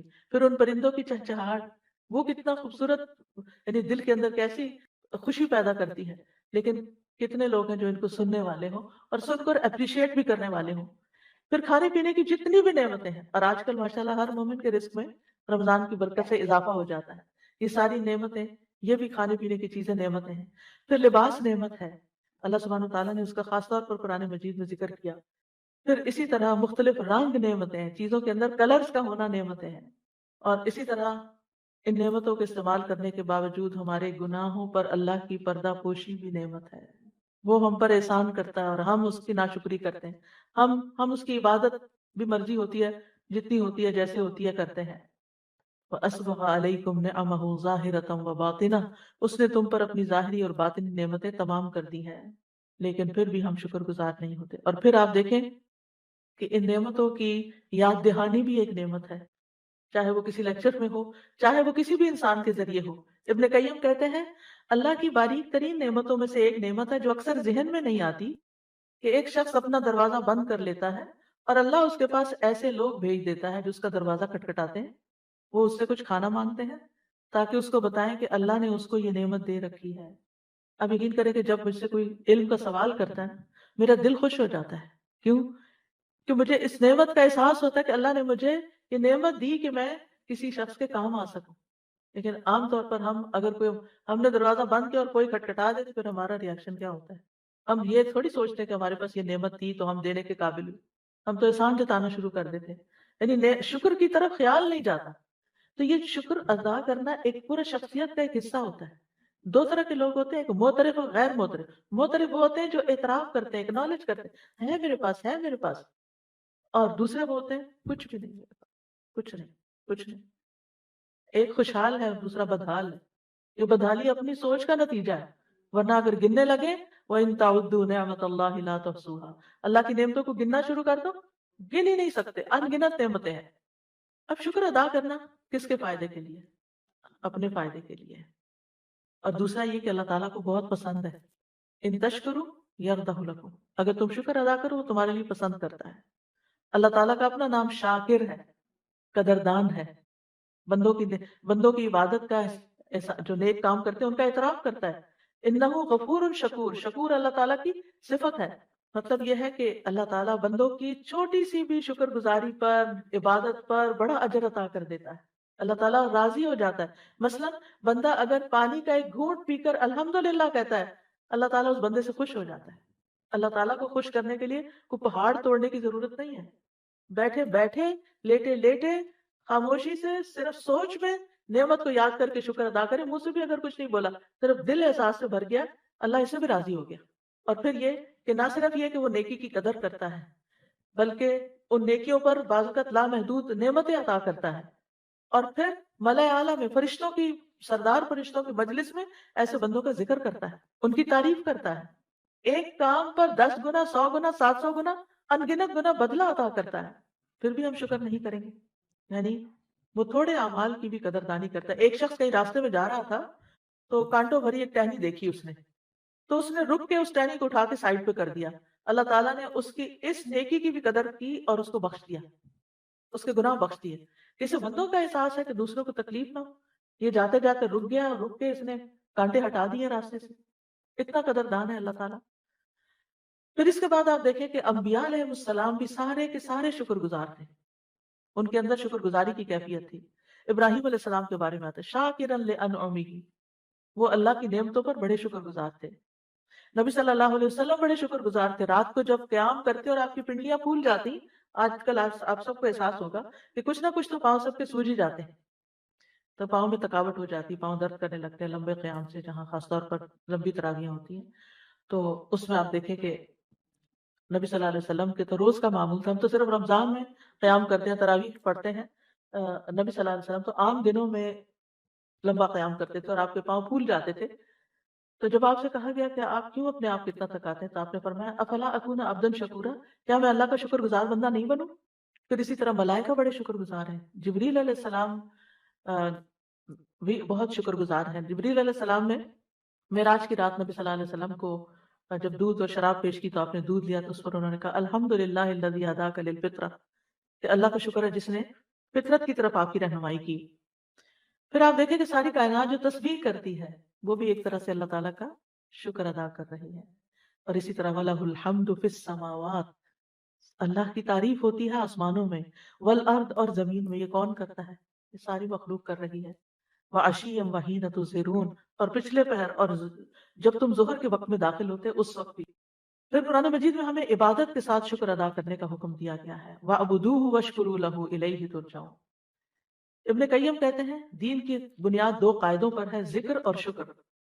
اور اس کے ساتھ وہ یہ آیت دلیل کے طور پہ پیش کرتے ہیں فَاذْكُرُونِي أَذْكُرْكُمْ وَاشْكُرُوا لِي وَلَا تَكْفُرُونَ. اس میں ذکر اور شکر کا ذکر ہے. ابن تیمیہ کہتے ہیں بندہ ہمیشہ اللہ کی طرف سے یا تو نعمت میں ہوتا ہے جو کہ شکر کی محتاج ہے، یا وہ گناہ میں ہوتا ہے جس میں استغفار کی ضرورت ہے. اور یہ دونوں چیزیں بندے کے لیے ان امور میں سے ہیں جو بندے کے ساتھ ہمیشہ لازم رہتی ہیں. یعنی یا تو نعمت انجوائے کر رہا ہوتا ہے یا پھر کوئی کام کر رہا ہوتا ہے اور اس سے کوئی غلطی ہو جاتی ہے، کہیں استغفار کرتا ہے اور کہیں شکر ادا کرتا ہے. اور اس طرح انسان ہر وقت اللہ کی نعمتوں اور احسانات میں چل پھر رہا ہوتا ہے. پھر قرآن مجید میں یہ بھی بتایا گیا کہ دن اور رات کا یہ جو نظام ہے اس کا مقصد بھی کیا ہے کہ لوگ شکر گزار ہوں. وَهُوَ الَّذِي جَعَلَ اللَّيْلَ وَالنَّهَارَ خِلْفَةً، اللہ نے رات اور دن ایک دوسرے کے پیچھے آنے والے بنائے. لمن اراد ان یذکر او اراد شکورا، ہر اس شخص کے لیے جو چاہے کہ شکر ادا کرے یا نصیحت کرے، نصیحت حاصل کرے یا شکر ادا کرے. اور نعمتوں کے دیے جانے کا مقصد بھی یہی ہے. اور جو شکر ادا کرتے ہیں اور اس پر اللہ کی تعریف بیان کرتے ہیں، قیامت کے دن بہترین بندے ہوں گے جو کثرت سے اللہ کے تعریف کرنے والے ہیں. اور قیامت کے دن نعمتوں کی شکر گزاری کا سوال بھی ہوگا کہ جو نعمتیں تمہیں دی تھی تم نے پھر کیا کیا تھا. جیسے وہ ایک قاری قرآن کو، سخی شخص کو اللہ تعالیٰ اپنے احسانات یاد کرائے گا اور پوچھے گا پھر تم نے کیا کیا یہ سب کچھ پا کر. تو کہے گا میں نے تیرے راستے میں دیا، میں نے قرآن پڑھا. پر اس کا انجام تو جو ہوگا تو ہوگا، لیکن مطلب یہ ہے کہ قیامت کے دن وَلَتُسْأَلُنَّ يَوْمَئِذٍ عَنِ النَّعِيمِ، نعمتوں کے بارے میں پوچھا جائے گا کہ تم نے شکر ادا کیا کہ نہیں. تو نعمت پر الحمدللہ کہنا اور کثرت سے الحمدللہ کہتے رہنا، جو بھی نعمت کا خیال آئے، یہ دراصل شکر ادا کرنا ہے. آدم علیہ السلام کے پہلے الفاظ جو منہ سے نکلے تھے، پہلے لفظ جو انہوں نے بولے وہ الحمدللہ تھے. جب ان کی روح ڈلی تو روح ناک تک پہنچی تو چھینک آ گئی، تو اللہ تعالیٰ نے ان کو الحمدللہ کہنا سکھایا. اسی طرح دنیا سے جاتے ہوئے مومن کے الفاظ کیا ہوتے ہیں؟ حدیث میں آتا ہے کہ مومن کی جان اس کے دونوں پہلوؤں سے نکل رہی ہوتی ہے اور اس حال میں وہ اللہ کی تعریف کر رہا ہوتا ہے، شکر ادا کر رہا ہوتا ہے. جنت میں داخلے پر ایمان والے شکر ادا کریں گے، الحمدللہ الذی ہدانا لہذا، اور جنت میں پہنچ کر وآخر دعوانا ان الحمدللہ رب العالمین. تو یاد رکھیے یہ شکر کا فائدہ خود ہم ہی کو پہنچتا ہے، اللہ تعالیٰ کی رضامندی حاصل ہوتی ہے، نعمتوں میں اضافہ ہوتا ہے. بعض سلف صالحین کہتے ہیں کہ نعمتیں جنگلی جانوروں کی طرح بدک جانے والی، بھاگنے والی ہیں. یعنی نعمت جو ہے بھاگتی ہے اور بھاگ جانے والی ہیں، ان کو شکر کے ساتھ جکڑ کے رکھو، شکر ادا کرو گے تو باقی رہیں گی. حسن بصری کہتے ہیں کہ اللہ جن نعمتوں سے چاہتا ہے فائدہ پہنچاتا ہے، اگر ان نعمتوں کا شکر ادا نہ کیا جائے تو اللہ ان کو عذاب میں تبدیل کر دیتا ہے. یہی وجہ ہے کہ وہ شکر گزاری کو سلف صالحین محافظ کا نام دیتے تھے، کہ یہ موجودہ نعمتوں کی حفاظت کرتی ہے اور باقی نعمتوں کو کھینچ لانے والی ہے. یعنی جو ہیں وہ بھی رہیں گی اور بھی آ جائیں گی. اور شکر گزار کو بلند مقام کیا ملتا ہے؟ جیسے روزہ دار، صبر کرنے والا روزہ دار ہوتا ہے، ایسے کھا کر شکر ادا کرنے والے کو بھی ایسی اجر مل جاتا ہے. تو دو کام کیا کریں، دن بھر روزہ کر رکھ کے صبر کیا کریں اور شام کو افطار کر کے شکر ادا کیا کریں، تو دگنا ثواب ہو جائے گا. مطرف کہتے ہیں کہ مجھے عافیت دی جائے اور میں شکر ادا کروں، یہ مجھے اس سے زیادہ عزیز ہے کہ مجھے آزمائش میں ڈالا جائے اور میں صبر کروں. تو اللہ نعمتیں ہی دیتا رہے اور شکر کرنے والا ہی بناتا رہے، نہ کہ کسی تکلیف میں ڈالے. پھر جو لوگ شکر ادا کرتے ہیں اللہ تعالیٰ ان کو غور و فکر کی صلاحیت بھی مزید عطا کرتا ہے. شکر گزار انسان عبرت حاصل کرنے والا ہوتا ہے، شکر گزار کو عذاب سے بچا لیا جاتا ہے. کذالک نجزی من شکر، آل لوط میں سے جو شکر گزار تھے صرف ان کو بچایا گیا. اللہ تعالیٰ کا وعدہ ہے وَسَيَجْزِي اللَّهُ الشَّاكِرِينَ، اللہ شکر کرنے والوں کو جلد اچھا بدلہ عطا کرے گا، بے پناہ اجر دے گا. یعنی الحمدللہ کہنا میزان کو بھر دیتا ہے، سبحان اللہ. اور جب بندہ الحمدللہ کثیرہ کہتا ہے تو اللہ تعالیٰ فرماتا ہے میرے بندے کے لیے میری بہت زیادہ رحمت لکھ دو، کیونکہ اس نے کہا الحمدللہ کثیرہ، بہت زیادہ اللہ کی تعریف، بہت زیادہ شکر، کیونکہ دل بھرا ہوا ہے اس کا اللہ کی نعمت کے احساس سے. تو شکر ادا کرنے کے طریقوں میں 5 قواعد ہیں. نمبر 1، اللہ کی اطاعت کرنا، اللہ سے محبت کرنا، نعمت کا اقرار کرنا، اللہ کی تعریف کرنا اور نعمت کا صحیح استعمال کرنا. پھر یہ کہ زبان سے کرنا اور زبان میں نعمتوں کو بیان کرنا، ان کی تعریف کرنا. سبحان اللہ کتنا پیارا اورنج ہے، کتنی اچھی خوشبو ہے، کتنا اچھا ذائقہ ہے. اور اگر نہ بھی اچھا ذائقہ نکلے تو یہ نہیں کہنا کہ بہت ہی خراب ہے، بس کہنا الحمدللہ. اس میں بھی کوئی حکمت ہوگی، کس طرح کا ذائقہ ہے اس کا. یعنی ہر چیز کا ایک پازیٹیو سائڈ لینا. جو بھی کوئی نعمت ملے، ایک تو ہے کہ ہر وقت ہی نعمتیں ہیں، لیکن کوئی نئی نعمت ملے تو خاص طور پر اللہ تعالیٰ کی حمد و ثنا بیان کریں. اور شکر کے بہترین کلمات تو پھر الحمدللہ ہی ہوتے ہیں. اور صرف زبان سے نہیں الحمدللہ، بلکہ دل کو بھی ساتھ شامل کر لیں، دل کو بھی. اور نعمتوں کو یاد رکھیں، احسانات کو یاد رکھیں، بھولیں نہیں. اگر بیماری آ گئی ہے تو کیا یاد رکھیں؟ اتنے دن صحت کی حالت میں بھی تو گزارے تھے، الحمدللہ جس نے اتنی صحت دی. اسی طرح مومن موت کے وقت کیسے شکر گزار ہوتا ہے، اللہ اتنی زندگی تو نے دی تھی اور اگر اب تو لے رہا ہے تو بھی تیرا شکر ہے، میں راضی ہوں، رضیت باللہ ربنا. تو دل میں شکر گزار ہونا، چاہے زبان نہ بول پا رہی ہو، کیونکہ بیماری کی حالت میں انسان بعض وقت بولنے سے بھی قاصر ہوتا ہے. پھر اعضاء سے، اعضاء میں یہ کہ اللہ کی نافرمانی کے کام نہیں کر رہے. ابن قیم کہتے ہیں نافرمانیاں نعمتوں کی آگ ہے، یہ نعمتوں کو کھا جاتی ہے جیسے آگ لکڑی کو کھا جاتی ہے. تو گناہ جو ہے وہ نعمتوں کے قاتل ہوتے ہیں، نعمتیں ختم کر دیتے ہیں. تو ہونا کیا چاہیے کہ جو نعمت ملی ہے اس کو صحیح طور پر استعمال کریں، جس چیز کے لیے، جس مقصد کے لیے ملی اسی کے لیے استعمال کریں۔ مثلا علم نعمت ہے، تو علم پر عمل کرنا جو ہے وہ شکر گزاری ہے۔ کوئی منصب ایک نعمت ہے، تو اس منصب کا مطلب یہ کہ کوئی عہدہ، کوئی پوزیشن آپ کو ملی، اس کا حق ادا کرنا یہ شکر گزاری ہے۔ ایمان ایک نعمت ہے، تو اس کا شکر کیا ہے کہ دوسروں تک بھی ایمان کی دولت پہنچائی جائے۔ اولاد نعمت ہے، تو اولاد کو اللہ کی حفاظت میں دینا اور شیطان کی شر سے بچانا، کیونکہ اس نے کہا تھا یہ شکر گزار نہیں ہوں گے۔ پھر اعضاء کی شکر گزاری، مثلا ابو حازم کے پاس ایک شخص آیا، اس نے پوچھا آنکھوں کی نعمت کا شکر کیا ہے؟ انہوں نے کہا اگر تم ان کے ساتھ خیر دیکھو تو گویا تم نے شکر ادا کیا، اور اگر تم ان کے ساتھ شر دیکھو تو تم نے نعمت پہ پردہ ڈالا، نعمت کی ناشکری کی۔ شر کیا ہے؟ ہم سب سمجھتے ہیں اللہ کی حرام کردہ چیزیں جن کو نہیں دیکھنا چاہیے، جو سطر اور جو حیا کے تقاضے ہیں اللہ نے ہمارے لیے رکھے ہیں، ہم اپنی آنکھوں سے کوئی ایسی چیز نہ دیکھیں جو سطر کو تار تار کرنے والی ہو۔ پھر اسی طرح نعمتوں کو بغیر تکبر کے استعمال کرنا، نعمت پا کر ہمبل ہونا، یہ شکر گزاری، نہ کہ اپنے آپ کو کچھ سمجھنے لگنا اور سرکشی کرنا۔ اور پھر اللہ کے حقوق بھی ادا کرنا اور بندوں کے حقوق بھی۔ مشکل یہ ہے کہ انسان کو جو ملا ہوا ہے نا اس میں مطمئن نہیں ہوتا، وہ ساری زندگی اس کے پیچھے دوڑتا جو ہے نہیں۔ کتنی کتنی تکلیف دہ بات ہے، جو ملا ہوا ہے وہ نظر نہیں آتا، اور سارا غم کس پر ہے؟ جو نہیں ہے پاس۔ اس طرح ہر انسان غیر مطمئن زندگی بسر کرتا ہے، کیونکہ وہ جو ہے وہ اس کو دکھتا نہیں، اس پہ شکر نہیں، جو نہیں ہے اس پہ رو رہا ہے، اسی کی طرف متوجہ ہے، اور پھر اس وجہ سے اللہ تعالیٰ کا شکر ادا نہیں کرتا، اور اس دل کی خوشی سے محروم ہو جاتا ہے جو دنیا میں بندے کو ملتی ہے۔ شکر گزار انسان کے لیے دنیا بھی جنت بن جاتی ہے۔ جنت میں کرنے کا کام کیا ہوگا؟ میں اکثر سوچتی ہوں اللہ اپنے فضل اور رحمت سے لے جائے، اعمال نہیں ہے لیکن اللہ اپنی رحمت سے لے جائے، تو میں امیجن کرتی ہوں کہ وہ کیا کریں گے سارا دن۔ یہاں تو اس بات کی ہوتی ہے ابھی نماز پڑھنی ہے، ابھی یہ کام کرنا ہے، ابھی یہ پڑھنا ہے، یہ پڑھانا ہے، تو اس چیز میں دل خوش رہتا ہے کہ یہ کرنا ہے، یہ کرنا ہے، یہ کرنا ہے۔ وہاں تو کچھ کرنا ہی، اتنے خادم ہوگے کچھ کرنا ہی نہیں پڑے گا، تو پھر کیا کرنا ہے؟ پھر نعمتیں ہیں، دیکھ دیکھ دیکھ دیکھ کے پھر انسان دیکھ کے بعض اوقات تھک ہی جاتا ہے نا، ہوتا ہے کہ وہ دیکھ لیے۔ کبھی آپ ہالیڈیز پہ جاتے ہیں، ویکیشن پہ جاتے ہیں، تو چیزیں دیکھ دیکھ کے پھر آپ کہتے ہیں بس اب آج کے لیے اتنا ہی کافی ہے، بس چلیں آپ آرام کریں۔ تو جنت میں تو نیند بھی نہیں ہوگی بندہ، ورنہ تو دنیا میں تو سونا سونا چاہتا ہے جب، تو پھر کیا کرنا؟ سب سے بڑی نعمت کیا ہے؟ تو اللہ کا دیدار، اللہ سبحانہ و تعالیٰ یعنی جو ہی میرے دل میں یہ خیال ہے کہ دنیا میں تو میرا دل خوش ہوتا ہے قرآن پڑھ کے، اس کی تلاوت سے، اور قرآن پڑھا کر، وہاں تو قرآن بھی نہیں ہوگا، یعنی اس سینس میں تو نہیں، تو ظاہر دنیا میں گائیڈ لائن دی گئی ہمیں، پھر کیا ہوگا؟ پھر میرے دل میں ایک دم خیال آیا کہ صاحب قرآن تو ہوگا نا، جس کا کلام ہے اللہ رب العزت، اگر اس کا دیدار ہے اور اس کی ملاقات ہے، پھر اس سے بڑی دل کی خوشی ہو کیا سکتی ہے؟ پھر وہ جو لوگ کہتے ہیں جنت میں جا کے بور نہیں ہو جائیں گے، نہیں، کوئی بوریت نہیں ہے وہاں۔ وہاں آنکھوں کی لذت کا ایسا سامان ہے کہ دل بھرے گا ہی نہیں، کہ اس اللہ رب العزت کو دیکھ کر دل بھرے گا ہی نہیں کہ ہم بس اب کافی ہے۔ دنیا کی ہر نعمت جس سے آپ جتنی بھی محبت کرتے ہو، ایک وقت آتا ہے کہ آپ اس سے تھک جاتے ہیں، وہ آپ کے لیے بوجھ بن جاتی ہے وہ چیز۔ یعنی خوشی کی بھی انتہا ہے نا دنیا میں، لیکن جنت میں خوشی کی انتہا کوئی نہیں ہے۔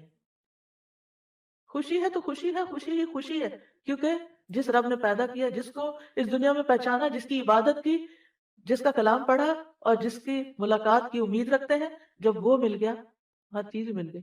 اور یہ انہی کو ملے گا جو دنیا میں سب سے زیادہ اللہ سے محبت کرتے ہیں۔ والذین آمنوا، اور یہ ایمان کی علامت ہے، والذین آمنوا اشد حبا للہ۔ جب دل میں شدید محبت ہوگی نا اللہ کی، تو پھر انتظار بھی اللہ کی ملاقات کا ہوگا، شوق بھی ہوگا، اور پھر اللہ کے دیدار سے خوشی بھی ہوگی جو کبھی ختم نہیں ہونے والی۔ نعیم لا ينفد ما لها من نفاد، اس کا خاتمہ ہے ہی نہیں۔ پھر یہ ہے کہ انسان کو اگر یہ خواہش ہے کہ وہ جنت کا مالک بنے، یعنی جنت میں داخل ہو، تو پھر اس کو دنیا میں شکر گزار ہونا پڑے، کیونکہ نعمتیں زیادہ کب ملتی ہیں؟ جب شکر ادا ہوتا ہے۔ تو جنت تو زیادہ ہے نا، وہاں وہ نعمتیں تو بس شکر گزاروں ہی کے لیے ہیں۔ پھر دوسری طرف ناشکری کی مذمت بھی کی گئی ہے۔ شیطان نے اپنا ایم رکھا تھا کہ میں نے بندوں کو شکر گزار نہیں ہونے دینا، لہذا ناشکرا انسان شیطان کا ساتھی ہوتا ہے، وہ شیطان کا چیلا بن جاتا ہے، شیطان کا ڈسائپل ہو جاتا ہے، کیونکہ اس نے شکر گزاری نہیں، تو شیطان نے کہا تھا شکر گزار نہیں بننا، اس نے کہا میں شکر گزار کوئی نہیں۔ کتنا ڈرنے کی بات ہے. نعمتوں کی ناشکری اللہ کے عذاب کو واجب کر دیتی ہے. جو بندہ شکر گزار نہیں ہوتا، اللہ تعالیٰ فرماتے ہیں وَمَن يَكْفُرْ بَعْدُ مِنْكُمْ فَإِنِّي أُعَذِّبُهُ عَذَابًا لَا أُعَذِّبُهُ أَحَدًا مِنَ الْعَالَمِينَ. حضرت عیسیٰ علیہ السلام سے حواریوں نے جب وہ خوان مانگا تھا نا، مائدہ، تو پھر اللہ تعالیٰ نے فرمایا ٹھیک ہے میں اتار دیتا ہوں، لیکن اگر پھر شکر ادا نہیں کیا بڑی سخت سزا ملے گی. ناشکری نعمت کی ہلاکت کا باعث بنتی ہے. أَلَمْ تَرَ إِلَى الَّذِينَ بَدَّلُوا نِعْمَةَ اللَّهِ كُفْرًا وَأَحَلُّوا قَوْمَهُمْ دَارَ الْبَوَارِ. کیا آپ نے ان لوگوں کی طرف نہیں دیکھا جنہوں نے اللہ کی نعمت کو ناشکری سے بدل دیا اور اپنی قوم کو ہلاکت کے گھر میں لا اتارا. ناشکری کی وجہ سے مصیبتیں اور پریشانیاں آتی ہیں، جیسے قوم سبا کا حال ہوا. ڈیٹیل جاننا چاہیں تو سورۃ سبا پڑھ کے دیکھ لیں. پھر اسی طرح ناشکرا پن جہنمی عورتوں کی صفت ہے. رسول اللہ صلی اللہ علیہ وسلم نے فرمایا بے شک فساق آگ والے ہیں. پوچھا گیا اللہ کے رسول فساق کون ہے؟ آپ نے فرمایا عورتیں. ایک آدمی نے کہا اللہ کے رسول وہ ہماری مائیں اور بہنیں نہیں ہیں، وہ ہماری بیویاں نہیں ہیں. آپ نے فرمایا کیوں نہیں؟ لیکن جب وہ نعمتیں دی جاتی ہیں تو شکر نہیں کرتی، اور جب وہ آزمائی جاتی ہیں تو صبر نہیں کرتی. یعنی عورتوں کے لیے خاص طور پر زیادہ مشکل ہے شکر اور صبر دونوں. تو اس لیے پوری ایفرٹ لگا کے ان دونوں چیزوں کو پکڑ لینا چاہیے کہ میں تکلیف پر صبر بھی کروں گی، اور جو نعمت خوشی مجھے ملے گی میں اس پر شکر ادا کروں گی، یعنی میں اس پر خوش ہوں گی. بعض اوقات ہوتا ہے نا کسی بچے کو آپ کوئی چیز لا کے دیتے تو منہ بنا کے بیٹھے، آپ اس کو کہتے ہیں اسمائل، خوش ہو، دیکھو کیا لائے تمہارے لیے. لیکن اب اتنی نعمتوں کی کثرت ہو گئی ہے نا کہ قدردانی ختم ہو گئی. لانے والوں کی بھی قدردانی کوئی نہیں، محنت کرنے والوں کی بھی قدردانی نہیں، اور ان نعمتوں کی بھی کوئی قدردانی نہیں. کس قدر افسوس کی بات ہے. تو ایسی صورت میں یعنی انسان کو ناشکری سے بچتے رہنا چاہیے. ٹھیک ہے اگر آپ کی ضرورت کی کوئی چیز نہیں بھی آئی تب بھی آپ کریں شکر اللہ کا. کہ کسی کے دل میں اللہ نے خیال ڈالا، ماں باپ کے دل میں یا بہن بھائیوں یا جس بھی انسان کے دل میں اللہ نے خیال ڈالا اور اس نے ہمارے لیے اتنی تکلیف اٹھائی، تو یہ شکر گزاری آپ کی نعمتوں کو بڑھائے گی اور اللہ کی رضا آپ کو ملے گی. تو مختلف مواقع پر ہمیں شکر ادا کرتے رہنا چاہیے. سب سے پہلے تو صبح اٹھتے ہی عافیت کے ساتھ جاگنے پر الحمد للہ الذی آفانی فی جسدی ورد علی روحی واذن علی بذکرہ. اللہ کا شکر جس نے میرے بدن کو عافیت دی، اٹھنے کے قابل، پیرالائز نہیں ہوا، ہاتھ پاؤں سلامت ہے، میری روح میری طرف لوٹا دی، نہ لوٹاتا تو آگے جا چکا ہوتا، اور مجھے اپنے ذکر کی توفیق عطا دی. پھر نماز کی ابتدا الحمدللہ رب العالمین سے، رکوع اور سجدوں میں سبحانک اللہم و بحمدک اللہم اغفر لی. نماز کے بعد 33 بار الحمدللہ. صبح و شام فسبح بحمد ربک بالعشی والابکار.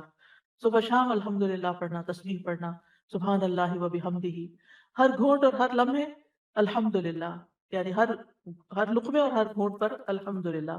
پھر کھانے کے بعد الحمدللہ. خوشی میں بھی الحمدللہ اور ناخوشی میں تکلیف کے موقع پر بھی الحمدللہ علی کل حال. کوئی ہمارا حال پوچھے تو الحمدللہ ضرور کہیں. آپ ذرا بچوں سے جا کے پوچھیں کیا حال ہے بیٹا، I'm good. الحمدللہ کہنا نہیں آتا ہمارے بچوں کو. اگر ہم نے نہیں سکھایا تو انہیں کون سکھائے گا؟ ان کا اسکول سکھائے گا، ان کے دوست سکھائیں گے؟ نہیں. اور آپ کو باتکرار سکھانا پڑے گا، کیونکہ میں نے کچھ بچوں کے ساتھ بھی پریکٹس کی ہے اور سکھا سکھا کے بھی اٹکتے ہیں کہتے ہوئے الحمدللہ. حالانکہ الحمدللہ کہنا کچھ مشکل نہیں ہے، لیکن احساس نہیں ہے نا شکر گزاری کا، تو اس لیے بس ٹھیک ہوں، ٹھیک ہی ہے، یہ نہیں، الحمدللہ. پھر اسی طرح اولاد کی ملنے کی نعمت پر اگر تنگ بھی کریں تب بھی کہ الحمدللہ کتنے لوگ ہیں جن کے پاس یہ نعمت نہیں ہے. پھر اسی طرح اگر کوئی ڈسٹنکشن ملے، کوئی فضیلت ملے، کوئی آپ کو آنر ملے، کوئی دنیا میں کوئی عزت، کوئی جاہ، کوئی مرتبہ، کوئی بھی چیز دنیا کی نعمتوں میں سے ملے اس پر بھی شکر. پھر اسی طرح ایمان کی دولت، اسلام کی دولت، ان سب پہ شکر. چھینکنے کے موقع پر شکر، کسی مصیبت زدہ کو دیکھ کر شکر کہ اللہ نے ہمیں اس میں مبتلا نہیں کیا. اور کاموں کے اختتام، کام مکمل ہو جائے تو اس وقت بھی الحمدللہ. پھر بستر پر جاتے وقت الحمدللہ الذی اطعمنا وسقانا وکفانا وآوانا وکم ممن لا کافی لہ ولا مؤوی. اللہ کا شکر، اللہ کی تعریف جس نے ہمیں کھلایا پلایا، ہماری کفایت کی، ضروریات پوری کی، ہمیں ٹھکانہ دیا. کتنے ہی لوگ ہیں جن کا کوئی کفایت کرنے والا نہیں اور کوئی ٹھکانہ نہیں ان کے پاس. اسی طرح اور دعائیں بھی ہیں. تو نعمتوں کی دعا میں ایک تو یہی دعا ہے ربی اوزعنی ان اشکر نعمتک التی انعمت علی وعلی والدی وان اعمل صالحا ترضاه واصلح لی فی ذریتی انی تبت الیک و انی من المسلمین، اور دوسری دعا میں وادخلنی برحمتک فی عبادک الصالحین۔ ایک اور دعا ہے اللہم انی اسألک الثبات فی الامر والعزیمۃ علی الرشد واسألک موجبات رحمتک وعزائم مغفرتک وأسألك شكر نعمتك وأسألك شكر نعمتك وحسن عبادتك وأسألك قلبا سليما ولسانا صادقا وأسألك من خير ما تعلم وأعوذ بك من شر ما تعلم وأستغفرك لما تعلم إنك أنت علام الغيوب۔ شداد بن اوس بیان کرتے ہیں کہ رسول اللہ صلی اللہ علیہ وسلم نے مجھے فرمایا، شداد، جب تم لوگوں کو سونے اور چاندی کے خزانے جمع کرتے دیکھو تو یہ دعا بکثرت پڑھنا، یعنی یہ بہت بڑا خزانہ ہے، لوگ وہ خزانے سمیٹ رہے ہیں، تم یہ خزانہ سمیٹو۔ سب سے پہلے کیا مانگا؟ اللہم انی اسألک الثبات فی الامر، اے اللہ میں تجھ سے دین میں ثابت قدمی اور ہدایت میں پختگی کا سوال کرتا ہوں۔ میں تجھ سے تیری رحمت کو واجب کرنے والے اور تیری مغفرت کو لازم کرنے والے امور کا سوال کرتا ہوں۔ میں تجھ سے تیری نعمتوں کا شکر ادا کرنے اور اچھے انداز میں عبادت کرنے کا سوال کرتا ہوں۔ میں تجھ سے قلب سلیم اور سچی زبان کا سوال کرتا ہوں۔ میں تجھ سے ہر اس بھلائی کا سوال کرتا ہوں جسے تو جانتا ہے، اور ہر اس برائی سے تیری پناہ چاہتا ہوں جو تیرے علم میں ہے، اور میں تجھ سے ان تمام گناہوں کی بخشش کا سوال کرتا ہوں جو تیرے علم میں ہے، بے شک تو غیبوں کا خوب جاننے والا ہے۔ تو اس میں آپ دیکھیے کہ اللہ تعالیٰ سے ہر کام میں ثابت قدمی کا سوال کیا گیا، یعنی نیک کام میں جم کے رہوں، کیونکہ دل پلٹتے پھرتے بدلتے دیر نہیں لگتی۔ دین اور دنیا کے کاموں میں اللہ سبحانہ و تعالیٰ استقامت دے۔ آپ نے دیکھا کہ بعض بچے ایک کاروبار شروع کرتے ہیں، وہ چھوڑ کے کوئی اور شروع کر دیا، ایک جاب کی وہ چھوڑ کے کوئی اور شروع کر دی، ایک ڈگری شروع کی آدھے میں چھوڑ کے ایک اور شروع کر دی۔ اللہم انی اسألک الثبات فی الامر، اور امر سے مراد دین بھی ہے، دین میں بھی ثابت قدمی، پھر قبر پہ ثابت قدمی، پھر پل صراط پہ ثابت قدمی، یعنی تمام حالات میں ثابت قدمی۔ اسی طرح دنیا کے معاملات میں جو کام کروں فوکسڈ ہو کر اچھے طریقے سے کروں۔ والعزیمت علی الرشد، اور بھلائی کی عظیمت کا سوال، یعنی انسان کے کاموں میں سے جو چیز خیر اور بھلائی کی ہے اس کو مکمل کرنے کی توفیق ہو، چاہے دنیا کے کاموں میں سے ہو یا آخرت کے کاموں میں سے۔ اور یہ کاموں کی اصلاح، کامیابی اور درستگی کی دعا ہے۔ رشد سے مراد صلاح، اصلاح، کامیابی اور درست کام، اور عزیمت دل کے ٹھوس ارادے کو کہتے ہیں، یعنی جو نیکی کا کام ہے نا، یا اللہ میرا دل اس پہ جم جائے، کیونکہ ہوتا پتہ ہے کہ ہمیں اچھا بھی لگتا ہے، پھر ہمیں کوئی ڈر آ جاتا ہے، کبھی ہم آگے جاتے ہیں کبھی ہم پیچھے جاتے ہیں، جب ہمیں پتہ چل جائے کہ یہ خیر کا رستہ ہے تو بس اللہ ادھر قدم جم جائے میرے، اور میرا ارادہ پکا ہو، کوئی انسان شیطان میرا ارادے کو ڈاواں ڈول نہ کر سکے۔ ایک اور دعا بھی نا، اللہم قنی شر نفسی واعزم لی علی ارشد امری، یہ سب سے بہترین کام پر اللہ میں جم جاؤں۔ اور پھر وَأَسْأَلُكَ مُوجِبَاتِ رَحْمَتِكَ، اے اللہ ہم تجھ سے ان افعال، اقوال اور صفات کا سوال کرتے ہیں جن کے سبب تیری رحمت حاصل ہو، اور جن کی وجہ سے تو ہم پر جنت کو واجب کر دے، اور تیری رحمتوں میں سے سب سے بڑی رحمت کیا ہے؟ جنت ہے۔ وَعَزَائِمَ مَغْفِرَتِكَ، یعنی ایسے کاموں پہ میں جم جاؤں، عزیمت کہتے ہیں نا، کسی کام کی گرہ لگا لیں، یعنی ایسے کام کی توفیق بھی دے اور پھر مجھے اس پر استقامت دے۔ آج کے اس کے دور میں جو سب سے بڑی مشکل یہ ہوگی کہ ہمیں نیکی کا رستہ پتہ بھی چل جاتا ہے اور پھر ہم اس کو لگ کے نہیں کرتے۔ وَأَسْأَلُكَ شُكْرَ نِعْمَتِكَ، شکر نعمتوں کے شکر کا سوال کہ مجھے توفیق دے، وَحُسْنَ عبادتِكَ، عبادتوں کی خوبصورتی، اور قلب سلیم جو ہر عیب سے پاک ہو، شرک سے پاک ہو، غیر اللہ کی محبت سے پاک ہو، وَلِسَانًا صَادِقًا، سچی زبان جس میں جھوٹ نہ ہو، وعدہ خلافی نہ ہو، اور پھر ہر خیر کا سوال اور ہر شر سے پناہ، اور دعا کے آخر میں بھی بخشش کا سوال ہے۔ پھر نمازوں کے بعد اللہم اعنی علی ذکرک و شکرک و حسن عبادتک، پھر اللہم اعوذ برضاک من سخطک و بمعافاتک من عقوبتک و اعوذ بک منک لا احصی ثناء علیک انت کما اثنیت علی نفسک، پھر اللہم الف بین قلوبنا و اصلح ذات بیننا واہدنا سبل السلام ونجنا من الظلمات الى النور وجنبنا الفواحش ما ظهر منها وما بطن وبارك لنا في اسماعنا وابصارنا وقلوبنا وازواجنا وذرياتنا وتب علينا انك انت التواب الرحيم وجعلنا شاكرين لنعمك مثنين بها قابليها وأتمها علينا. ربنا أصلح بيننا واهدنا سبل الإسلام ونجنا من الظلمات إلى النور واصرف عنا الفواحش ما ظهر منها وما بطن وبارك لنا في أسمائنا وأبصارنا وقلوبنا وأزواجنا وذرياتنا وتب علينا إنك أنت التواب الرحيم واجعلنا شاکرین لنعمتک. اللہ اپنی نعمتوں کا شکر ادا کرنے والا بنا دے. مثنین بہا، اللہ زبان سے ان کی تعریف کرنے والا بنا دے. قائلین بہا، ان کا قائل کر دے. وَأَتْمِمْهَا عَلَيْنَا، اور ان کو ہم پر مکمل فرما دے. رب اعنی ولا تعن علی وانصرنی ولا تنصر علی وامکر لی ولا تمکر علی واہدنی ویسر الہدى الی وانصرنی علی من بغى علی اللہم اجعلنی لک شاکرا لک ذاکرا لک راہبا لک مطواعا الیک مخبتا اواہا منیبا. رب تقبل توبتی واغسل حوبتی واجب دعوتی وثبت حجتی واہد قلبی وسدد لسانی واسلل سخیمۃ قلبی. سبحان ربک رب العزة عما یصفون وسلام علی المرسلین والحمد للہ رب العالمین. سبحانک اللہم وبحمدک اشہد ان لا الہ الا انت استغفرک واتوب الیک.